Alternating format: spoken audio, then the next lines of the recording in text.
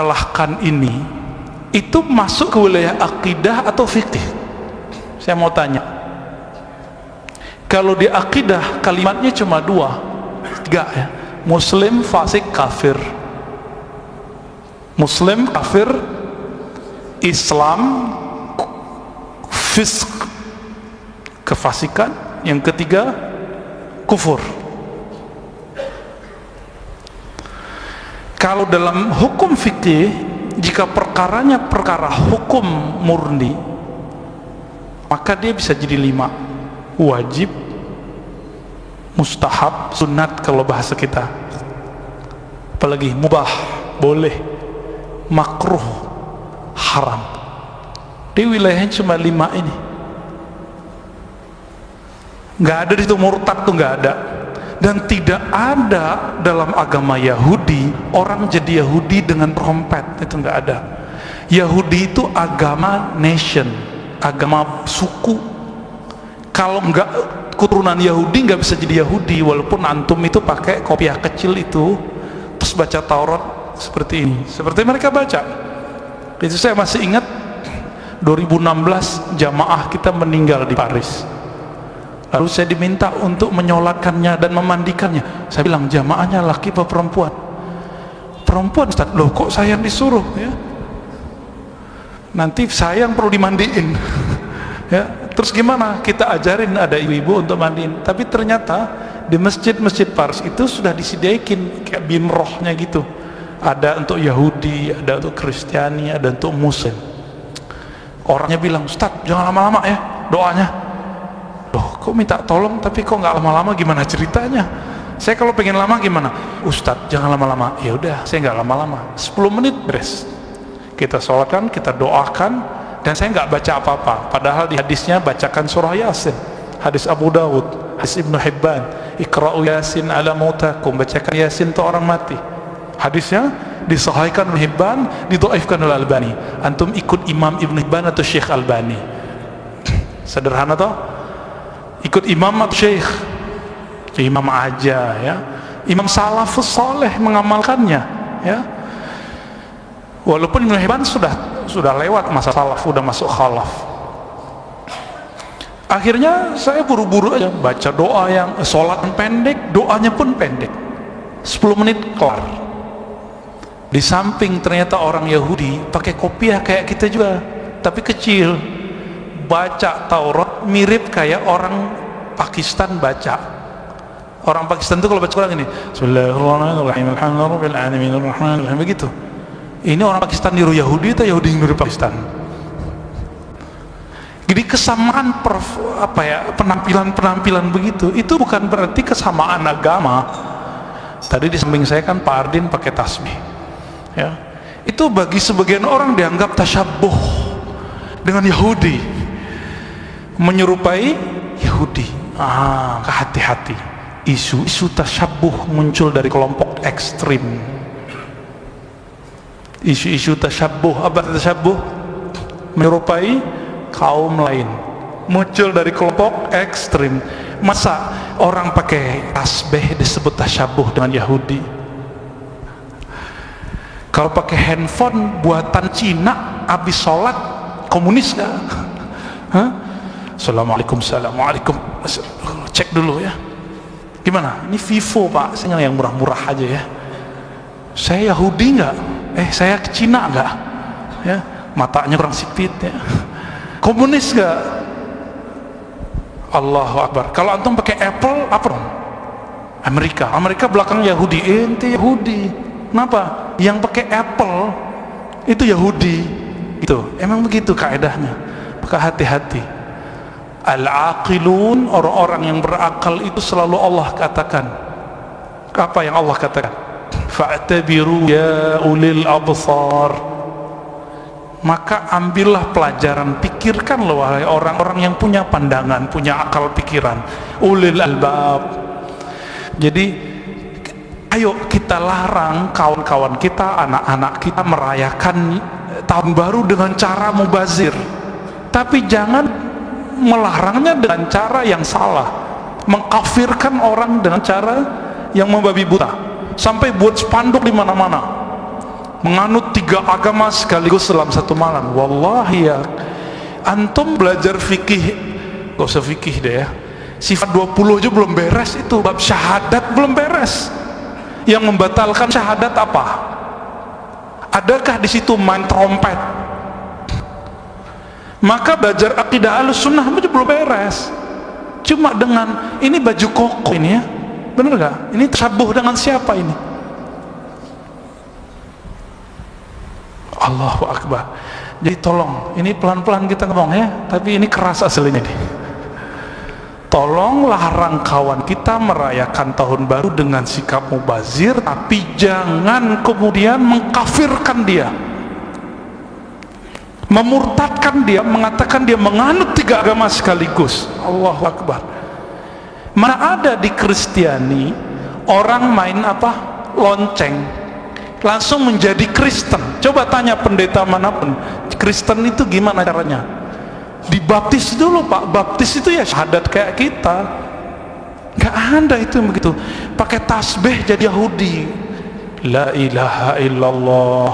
Kalau begitu Abu Hurairah sahabat Rasulullah Yahudi.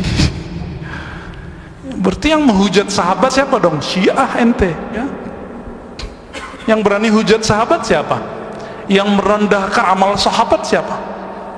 Tapi ingat, cara untuk menghancurkan karakter seseorang, figur seorang ustadz, itu cukup tuduh 2 aja.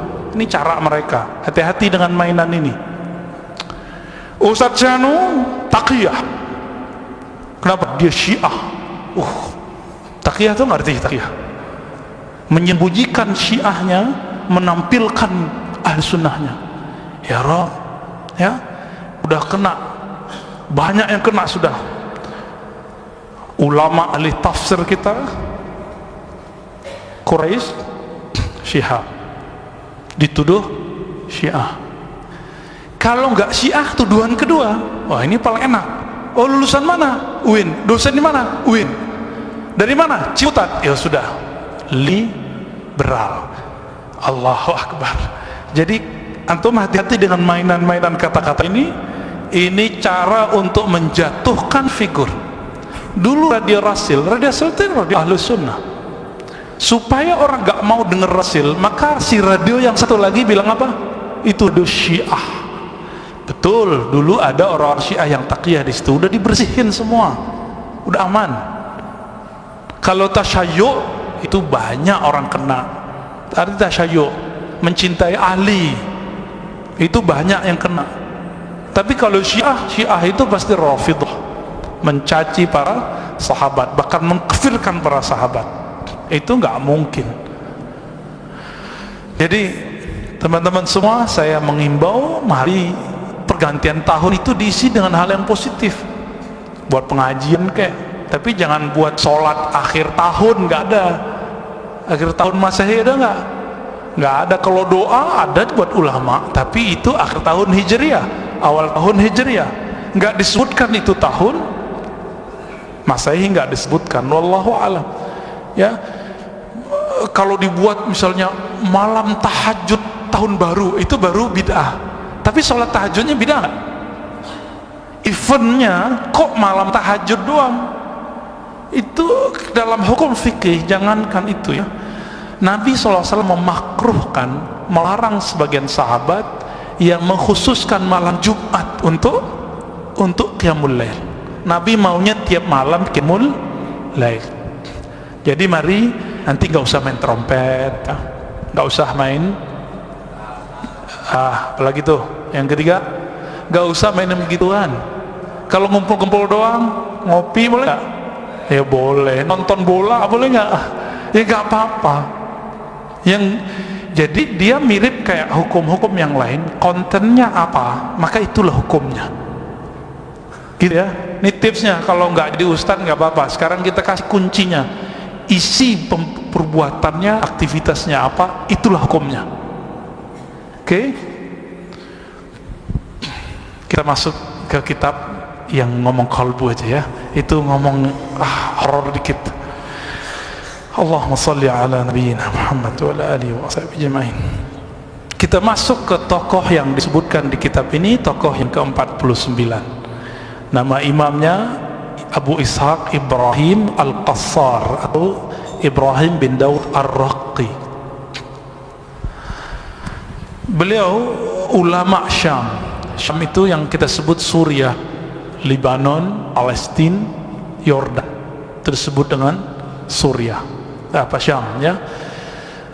Syam ini mempunyai tradisi kelembutan kalbu.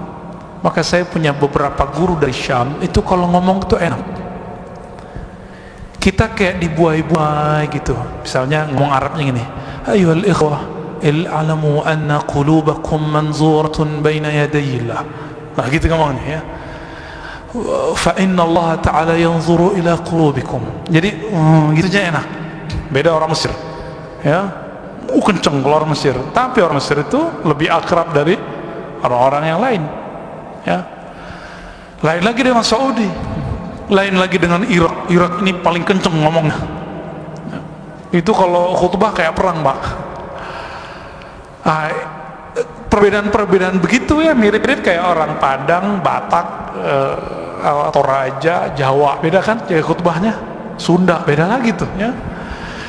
Nah, teman-teman semua, imam ini berasal dari Syam dan pernah menjadi orang yang sama-sama berguru bersama imam yang sering kita kenal, Imam Al-Junaid ya, Al-Junaid Al-Baghdadi. Disebut Imam Ta'ifah, Sayyid Ta'ifah, imam pemimpin sufi, ulama salafus saleh, wafat tahun 297 Hijriah lebih kurang.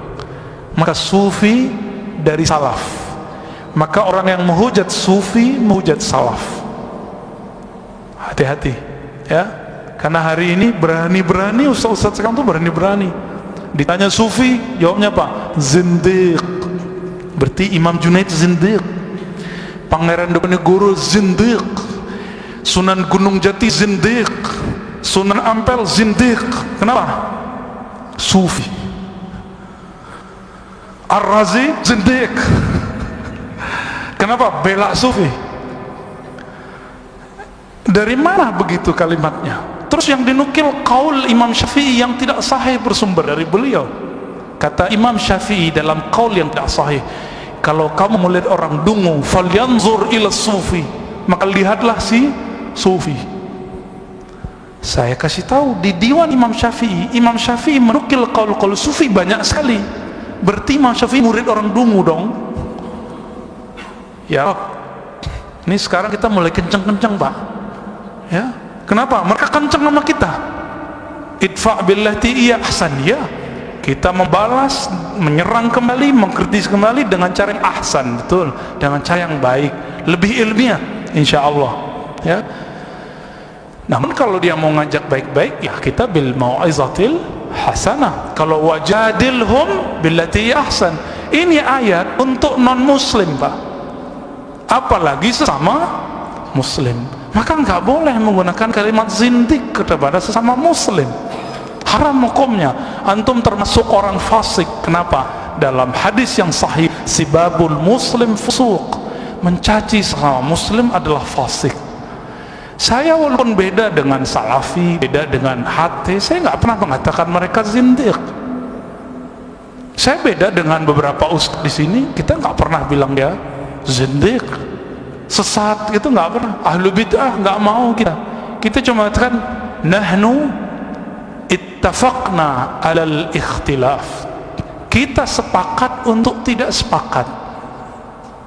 Mau nggak? Sepakat untuk tidak. Kenapa? Jangankan antum, Abu Bakar dan Umar radhiyallahu ta'ala anhuma itu banyak nggak sepakatnya, namun mereka ngobrol, mereka dialog. Kita kan nggak mau dialog, kita maunya main-main serang-serang dari satu pihak. Nah itu yang tidak baik. Taib. Imam Ibrahim Al-Qassar ini teman Imam Junaid Al-Baghdadi, Imam Sayyidut Ta'ifah, Imam Salafus Saleh, Imam Sufi.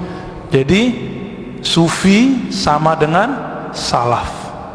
Udah masuk rumusnya ya? Berarti mengingkari Sufi mengingkari ulama Salafus Saleh.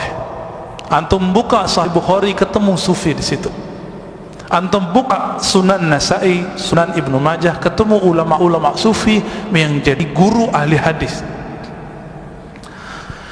Waqad umurnya dipanjangkan Allah Ta'ala, wa asha ila sanah 26 wa 300, umurnya dipanjangkan Allah lebih dari 100 tahun.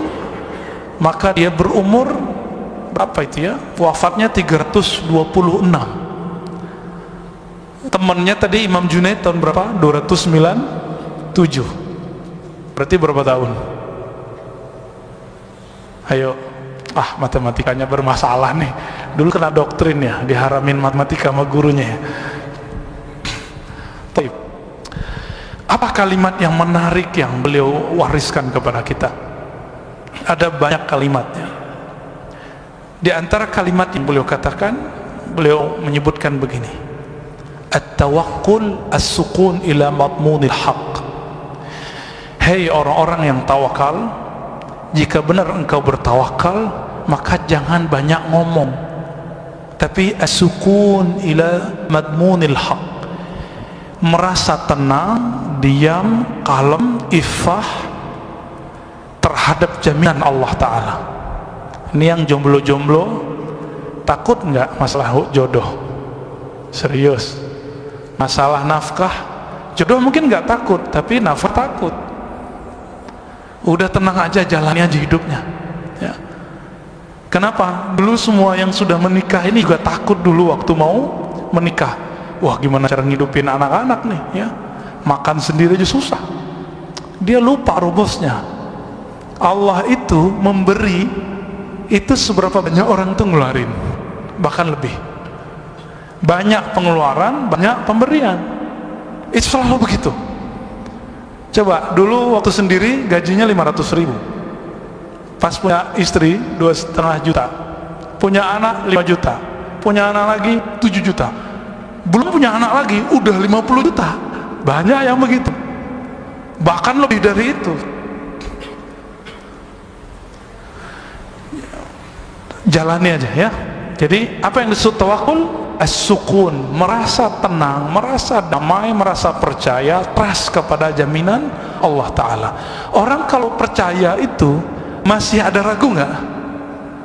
Jadi kalau masih bertanya-tanya, besok, nanti, tahun depan aku gimana nasibnya, itu orang belum tawakul ya.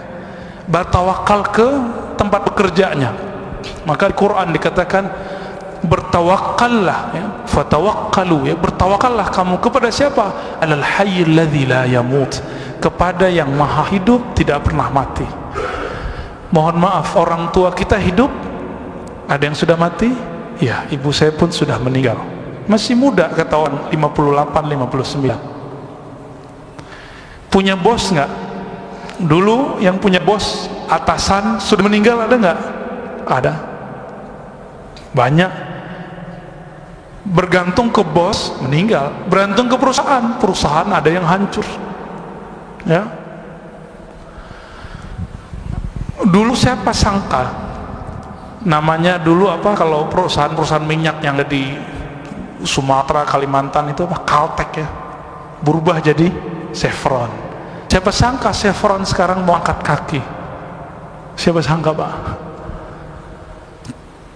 Orang mengira dia akan enak terus, ternyata belum tentu. Begitu juga sebagian orang mengira dia susah terus, belum tentu. Coba tahu orang-orang yang hebat hari ini nanti dihina, orang-orang yang hina hari ini dia menjadi hebat. Siapa tahu anak-anak yang dibully di sekolah-sekolah hari ini dia nanti pemimpin-pemimpin yang hebat. Jadi ustadz-ustadz yang berkarisma, ustadz-ustadz yang tidak takut dicaci, tidak melayang jika dipuji.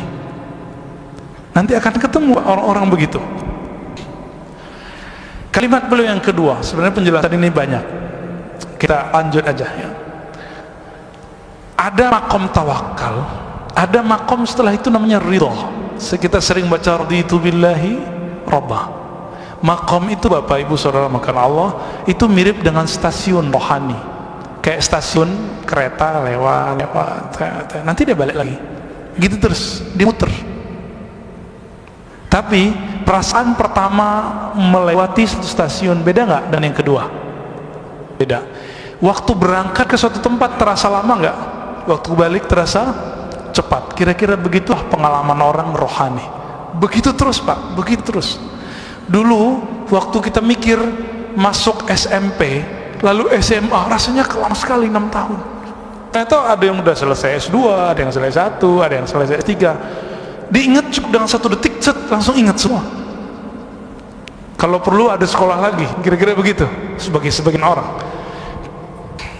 Apa kata beliau? Ar-radhi, orang yang ridha itu la yas'al, adalah orang yang tidak banyak bertanya dan meminta-minta, baik kepada Allah apalagi kepada makhluk. Masa ridha kepada rezeki Allah, tidak minta kepada Allah tapi minta ke makhluk? Ada nggak orang begitu? Kurang doanya tapi minta ke makhluk. Imam Ibn Athaillah mengatakan, du'auka, kadang-kadang kamu berdoa tapi kamu menuduhnya. Menuduhnya apa? Dia lupa untuk memberimu. Menuduhnya bahwa dia terlambat untuk memberikan hajatmu. Kadang-kadang kita doa begitu, benar gak? Itu menuduh. Doa begini gak lebih afdal dari zikir. Sebaiknya stop dulu doanya, zikir dibanyakin. Udah bagus zikirnya baru doa lagi. Apa kata beliau? Kata beliau berikutnya, walaysa min syartir ridha al-mubalaghatu fi du'a. Syarat orang ridha, orang tawakal itu bukan banyak doa. Banyak apa? Banyak usaha dan tidak meminta-minta kepada makhluk Allah. Ini yang disebut ifat. Ya. Lalu beliau mengatakan, hasbuka minad dunya suhbatu faqirin wa khidmatu waliyin. Mau tahu perbendaharaan akhirat yang ada di dunia? Mau tahu? Cuma 2. 1, fakir. Fakir di sini bukan miskin. Fakir di sini orang yang hatinya merasa butuh kepada Allah. Istilah fakir digunakan di kitab ini untuk menyebut sufi.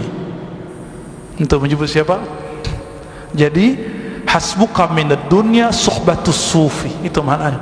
Cukuplah kamu di dunia kamu bersahabat dengan permata-permata akhirat. Siapa itu? Sufi. Sufi itu mewarisi khusyuknya Nabi. Ahli fikih mewarisi hukum Islamnya Nabi. Ahli akidah mewarisi imannya Nabi. Orang yang mewarisi 3-3 itu semua disebut dia imam. Disebut dia imam. Kalau enggak belum nyampe imam, ya, amam di depan, ya. Lalu dikatakan wa khidmatu waliin, permata kedua adalah wali-wali Allah, kekasih-kekasih Allah. Ciri-ciri kekasih apa? Ingat selalu yang dikasihinya. Maka ciri-ciri wali, kalbunya, lisannya tidak putus menyebut nama Sang Maha Kekasih, Allah Ta'ala, lalu Rasulnya sallallahu alaihi wasallam, lalu pengikut Rasulnya sahabat radhiyallahu ta'ala anhum, lalu pengikut sahabatnya. Ini yang disebut menyebut sanad keilmuan. Oleh karena itu ulama salafus saleh mengatakan, zikrul salihin tanzilur rahmah. Menyebut nama guru-gurumu yang saleh yang terdahulu adalah bagian dari rahmat. Tanzilur rahmah, rahmat turun. Itu sebabnya orang-orang yang tidak mau berguru, yang gengsi berguru, rahmat kurang bercucuran dari lisannya, wajahnya jauh dari kasih sayang.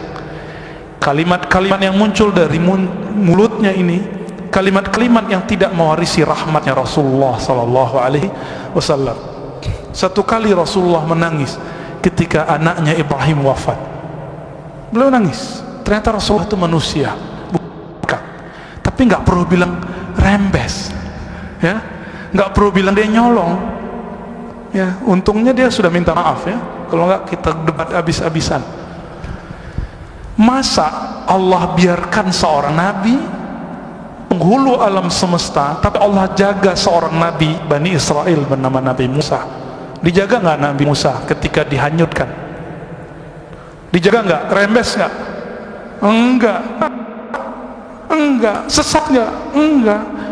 Maka mustahil seorang Nabi Muhammad itu kemudian terlantar nasibnya. Mustahil. Maka orang-orang yang mengatakan itu wajib tobat kepada Allah Ta'ala, minta maaf kepada Rasulullah. Gak perlu minta maaf ke umat Islam, gak perlu minta maaf ke kita, minta maafnya kepada Allah dan Rasulullah SAW. Dia wajib banyak salawat, gak kurang dari 1000 dia salawat itu. Kalau kurang dari 1000, gimana dia menebus cintanya ke Rasulullah SAW? Guru-guru kita untuk menebus emosionalnya yang tinggi, kebencian yang ada di kalbunya, dia kemudian menebusnya dengan salawat. Angka itu nggak penting, tapi untuk disiplin jadi penting. Khidmatu waliyin, maka ciri-ciri wali itu orang yang tidak luput lisannya menyebut nama Sang Maha Kekasih. Siapa itu? Allah ya. Menyebut Asmaul Husna. Antum suka seorang perempuan tapi yang disebut nama cewek lain, itu namanya apa? Mendua, meniga. Apalagi tuh, menempat nggak ya? Adanya menempati hatimu gitu ya? Nggak ada. Jadi ketika orang mengatakan aku cinta kamu tapi yang ingat yang lain, maka dia pembohong. Cinta Allah, wallahi demi Allah, cinta Allah, coba diingat berapa banyak menyebut nama Allah setiap hari. Abu Hurairah saya sering sebut 12.000 kali menyebut nama Allah setiap hari. Dan ditanya beliau, kenapa engkau zikir sebanyak itu? Jawaban beliau apa? Aku menyebut nama Allah, memuji Allah sebanyak nafas yang aku ambil. Kira-kira bagi dia 12.000. Kira-kira nggak ada Pak kita yang sanggup begitu. Kalau ada orang hari ini sanggup zikir seperti para sahabat, kita sebut majnun, orang gila, so alim. Tapi kalau kita hidup di zaman para sahabat, kita akan bilang sesat, orang sesat ya, bentar-bentar buka handphone ya. Kalau buka handphone nggak zindik, tapi kalau pakai tasbih zindik. Allah, kebalik sudah. Saya khawatir ini yang Nabi sebut di akhir zaman, yusaddaku. Siapa yang yusaddaq? Al-kazib. Yusaddaq fiha al-kazib. Ketika di akhir zaman di Sunan Ibnu Majah dibenarkan orang-orang yang bohong, dipercaya ulama yang bukan ulama, dipercaya wali yang bukan wali, dan sebaliknya yukazzab ya, dibohongi, tidak dipercaya. Jika ini ulama, gak dipercaya ulama, yang dipercaya yang bukan ulama. Orang yang udah jelas jalur hidupnya itu jalur ulama, itu nggak dipercaya. Yang dipercaya yang jalur hidupnya jalur lain. Masa insinyur baca buku terus jadi ustad, musisi obat jadi ustad? Ya gak apa-apa, bagus, tapi jangan ngomong hukum. Itu aja masalahnya. Karena kita untuk dapat izin berfatwa bertahun-tahun, seperti seorang dokter bertahun-tahun baru dapat izin untuk diagnosa penyakit. Jadi saya menghimbau antum yang mantan musisi, nggak ada mantan insinyur ya, dokter, apalagi filsafat ya, apalagi pendidik yang bukan ahli hukum, ahli usuluddin, ahli syariah, udah stop ngomong hukum. Jika dakwah akhlak, dakwah motivasi. Karena dakwah tidak terbatas pada ahli hukum, tidak terbatas pada ulama. Dakwah bisa pada siapapun. Kita yang bukan ustadz kita bisa dakwah, tapi kalau fatwa mesti ulama ya. Udah ngomong fatwa panas lagi ya. Allahumma salli ala Nabi Muhammad. Maka permata akhirat di surga yang ada di bumi dua tadi. Orang yang mewarisi khusyuknya Nabi disebut di kitab ini fakir.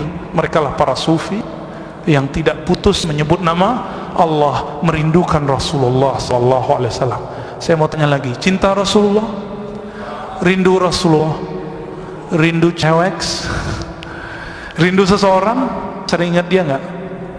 Kita kalau rindu seseorang, mau jalan ingat dia, pakai baju ingat ini baju yang dia suka, mau tidur ingat dia, bangun tidur bukan alhamdulillahillazi, tapi dia, dia lagi, Makanya zikir orang rindu salah satunya huwallah. Maka zikir bukanlah bid'ah.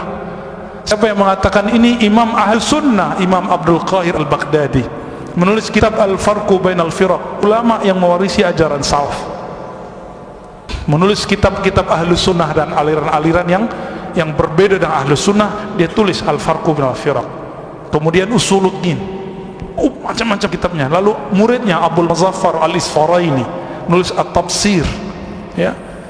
Mereka sudah menggariskan itu. Jadi mari, nah di situ disebutkan ulama-ulama Ahlu Sunnah itu ada 7 macam. Nomor 7-nya disebut sufi. Maka siapa yang menghujat sufi, menghujat ulama Ahlus Sunnah. Di sini banyak yang sufi yang isi, ya. Kiai Ahmad Shadiq, ya, guru kita Sayyid Aqil Munawwar, itu sufi berat itu, ya. Tapi belum, basicnya bukan sufi. Basicnya apa? Ahli fikih, ahli hadis, profesor di bidang itu, dan beliau qalbunya lembut sekali. Banyak lagi, ada Habib Umar, ya, di sini. Oh, banyak sekali. Kalau saya belum sufi, saya baru suka film. Saya belum ulama, saya baru mencintai ulama. Saya berguru ke ulama, maka saya tahu ini ciri-ciri ulama. Ini bukan ulama, karena berguru ke ulama, bukan ke ubaru. Antum berguru ke ubaru sih, ya.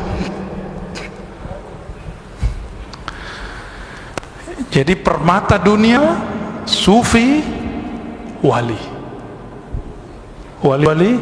Allah.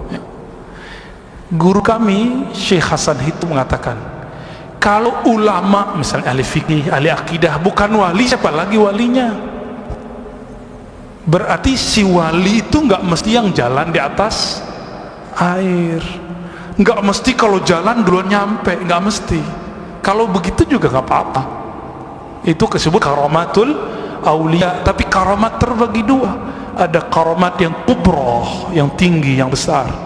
Ada karamat yang sughra, yang kecil.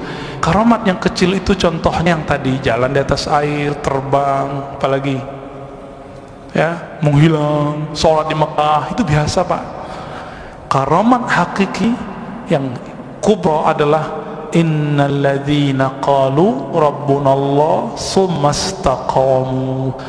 Karamat tertinggi adalah al-istiqamah. Sudah punya istiqamah belum? Antum punya keramat? Udah punya istiqamah? Antum keramat sudah, ya. Yang udah istiqamah tawitir, antum punya keramat. Yang sudah istiqamah jamaah, antum keramat. Siapa yang ngomong gini? Guru ulama-ulama ahli qiraat. Hatta ulama ahli qiraat Indonesia, Kiai Ahsin Sakhah, Dr. Ahsin Sakhah, itu bagus sekali bacanya. Guru namanya Syekh Aiman Suwaid. Beliau punya guru namanya Yunus Sud di Syam, sekampung dengan orang ini, pewaris ilmu ini. Apa kata beliau?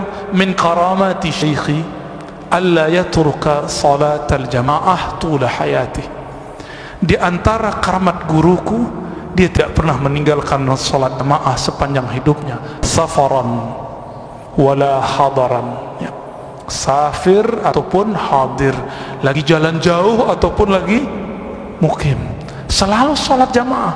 Nggak mesti di masjid, kalau lagi safar bisa di jalan, di mana aja, selalu sholat berjamaah. Kita cuma dari Bintaro ke Ciputat sudah ninggalin sholat jamaah, benar nggak? Ya. Jadi teman-teman semua, nah ini permata, ya. Imam Ibrahim Al-Qassar juga mengatakan, petuah beliau yang berikut, al-absar qawiyah wal basair dha'ifah. Seseorang jika mata zahirnya terlalu liar, terlalu kuat, maka mata batinnya akan sangat lemah. Kalau mata ini sering buka, melototin orang, ngeliatin orang, maka mata batin akan. Itu sebabnya para ulama sufi kalau zikir pejamin mata, itu enggak bid'ah. Sholat boleh nggak menjamin mata? Ulama kita ikhtilaf, tapi yang paling kuat boleh jika khusyuk. Tapi kalau menjamin mata tambah kusut bukan tambah khusyuk, makruh. Itu yang disebut makruh. Atau imamnya dia sirrus, bahkan takbirnya sir, maka makruh menjamkan mata. Baru penjamin mata pikiran udah kemana-mana, itu makruh. Jadi pejam tidak pejam itu masalah media, bukan masalah pokok ya. Itu persoalan fikih, tidak ada di hadis ya. Jadi gimana mereka berzikir? Maka coba lihat, pandang itu guru-guru ahli qalbu itu kalau zikir dia pasti pejam mata. Subhanallah, subhanallah, subhanallah. Kenapa pejam mata? Imam Ghazali mengatakan qalbu itu dia punya antena. Salah satu yang paling kuat namanya basar, sifat yang ada pada mata ya. Ketika si basar dibuka, maka si basirah, si kalbu akan tertutup. Namun kalau sudah terlatih seperti para wali dan para nabi, maka mau matanya kebuka ataupun tertutup sama. Inilah makomnya Nabi. Apa kata Nabi? Tidur mataku wala tanamu qalbi, tapi tidak tidur kalbuku. Pernah ngalami nggak? Pernah ngalami diangkot ya, denger kan kiri gitu ya. Nah bukan yang itu ya. Apalagi kata beliau, man iktafa bi ghairil kafi iftaqara min haitsu istaghna. Siapa yang merasa hidupnya cukup tanpa bergantung kepada yang maha cukup, siapa itu? Allah. Iftaqara min haitsu istaghna. Dia saat itu menjadi miskin, mentalnya miskin, padahal dia dalam keadaan berkecukupan. Coba lihat, kenapa banyak koruptor rata-rata miskin apa kaya secara fisik? Materinya banyak, duitnya banyak. Yang lagi rame di sosmed, di berita, Setnov yang pura-pura nabrak tiang listrik, itu rumahnya 600 M Pak. Gaji antum berapa tahun tuh ya? Mungkin mati hidup lagi gitu baru bisa ya. Kurang apa dia sehingga dia kemudian korupsi? Gak kurang apa. Ini yang disebut. Jadi ini kalimat kayak kutukan, tapi sebenarnya bukan kutukan. Yang merasa cukup dengan yang dengan zat, dengan orang yang tidak bergantung kepada yang maha cukup yaitu Allah Ta'ala, maka dia terlaknat, terkutuk, kualat menjadi orang yang bermental miskin. Maka coba lihat di tempat kerja kita, orang-orang yang bergantung ke bos itu mentalnya mental miskin.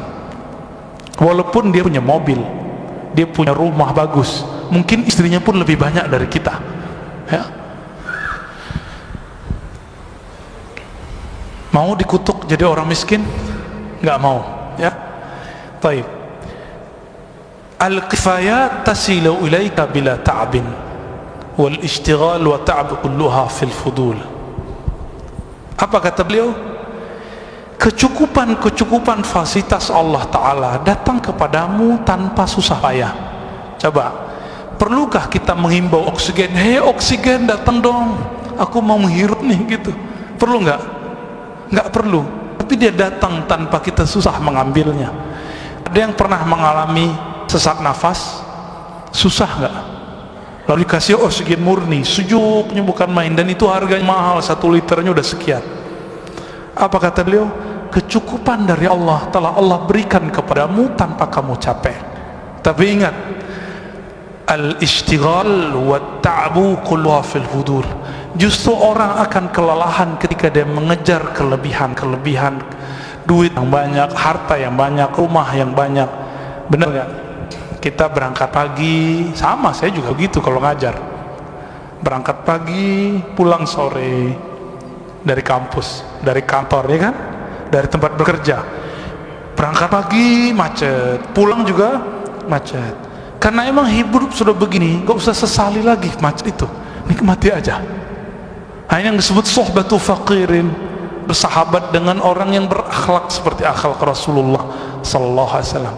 Suatu kali ketika sahabat Nabi kena angin lalu dia hujat, dasar angin apa gitu yang dinyebutnya. Apa kata Rasul? La tasubur rih fa innaha ma'murah.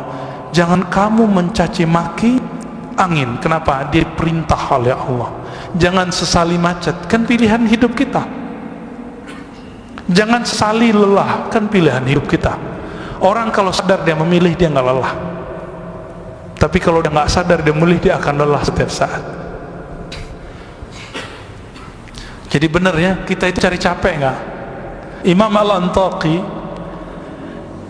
istrinya banyak, Pak.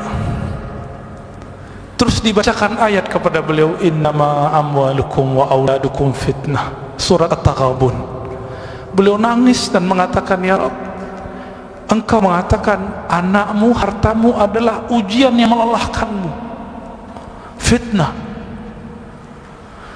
Apa kata beliau? Ya Rabb, nazidu fitnatan, kami justru pengen nambah fitnah, nambah anak, nambah istri kan. Istrinya paling umurnya kalau 40 baru 4 atau 2 atau 3. Kalau menambah lagi, ya nambah istri. Maka beliau punya istri banyak, lalu punya anak, nyari duit, nyari kerjaan, dan itu melelahkan semua. Coba lihat, benarkah ini? Amwal, harta, bekerja itu kan jalan mencapai harta.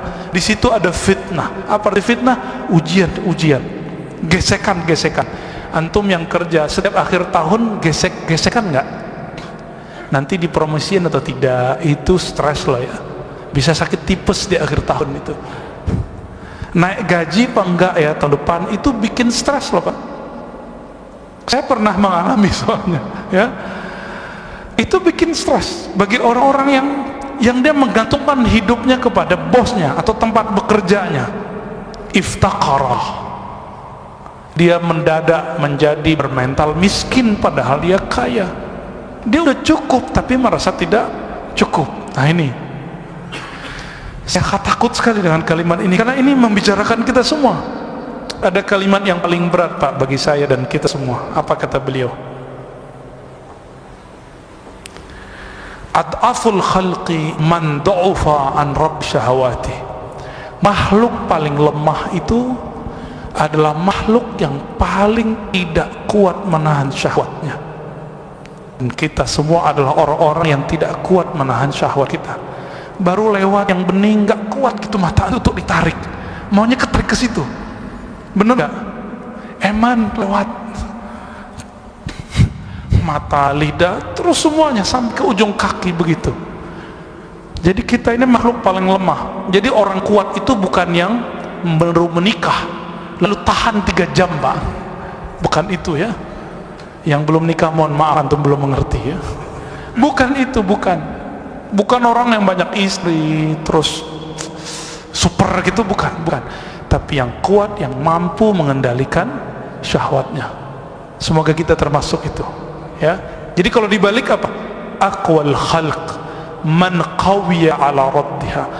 Maka sebaik-baik, sekuat-kuat makhluk ya Allah yang paling sanggup, yang paling kuat mengontrol hawa nafsunya. Tapi ada nafsu yang berat untuk para dai, para ustaz, para ulama. Apa? Lisan. Ini paling berat bagi ulama, bagi ustaz.